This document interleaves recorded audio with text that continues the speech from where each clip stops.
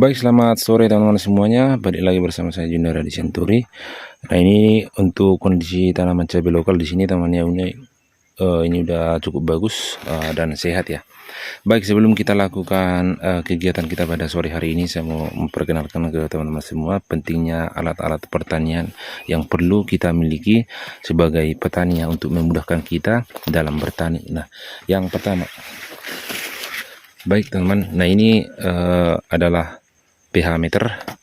Kalau yang pH meter seperti ini teman, ini masih tergolong yang biasa ya, belum yang mahal-mahal kali, masih murah nih teman, ratusan ribu. Nah, ini tujuannya teman untuk mengecek kondisi pH tanah kita, apakah masih tergolong netral ataukah sudah asam, artinya pH-nya di bawah 6, ataupun basa ya pH-nya di atas 6 ataupun di atas 7 ya, di atas netral lah istilahnya. Nah, ini tujuannya adalah untuk memaksimalkan. Nah, kalau kita menggunakan pupuk, artinya teman-teman tidak semua pupuk bisa terserap oleh tanaman kalau kondisi pH-nya tidak stabil.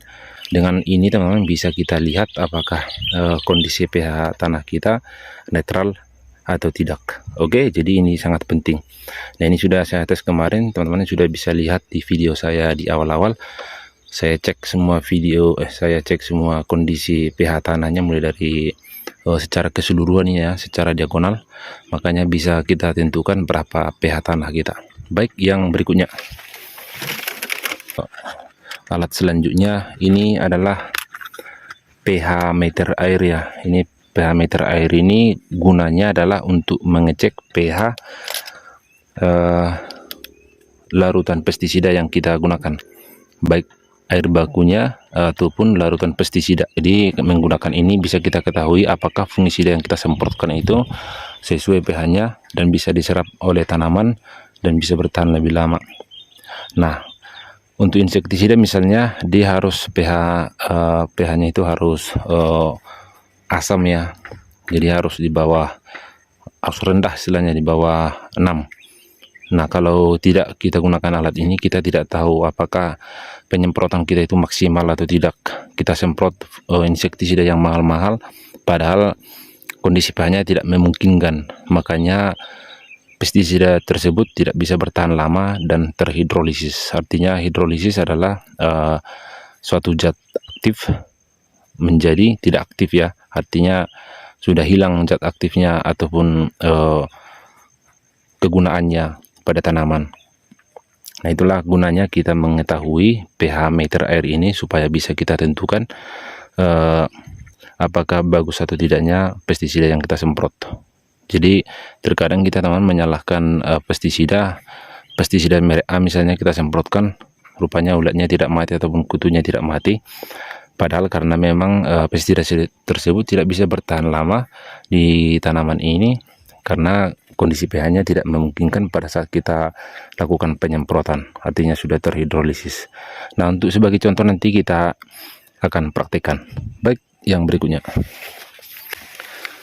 Nah, ini dia teman-teman, kalau ini adalah TDS. Fungsi dari TDS ini teman-teman adalah untuk melihat zat padat ya yang terlarut di dalam air, seperti contohnya mineral ataupun seperti unsur-unsur logam ya teman-teman. Kita nggak bisa lihat ya, tapi dengan alat ini bisa kita gunakan.